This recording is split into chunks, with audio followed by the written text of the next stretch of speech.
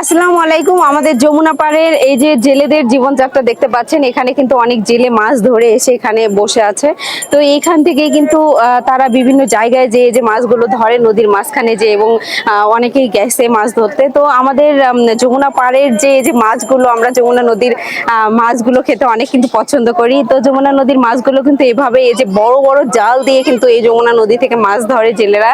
তো এখানে দেখতে পাচ্ছেন অনেক জেলে তাদের নিজস্ব নৌকা নিয়ে কিন্তু বের হয় এবং এখানে এসে কিন্তু মাছগুলো তারা অন্যদের কাছে বিক্রি করে দেয় এবং তারা কিন্তু বিক্রি করে সেই মাছগুলো জনসাধারণের কাছে। তো আপনারা ইচ্ছা করলে কিন্তু এই যমুনা পাড়ের থেকেও মাছ কিনতে পারেন এই জেলেদের থেকে। তো এই জেলেদের জীবনযাত্রা দেখতে পাচ্ছেন, তাদের কিন্তু নদীতেই তাদের বসবাস, নদীতেই কিন্তু হচ্ছে তাদের জীবনযাত্রা।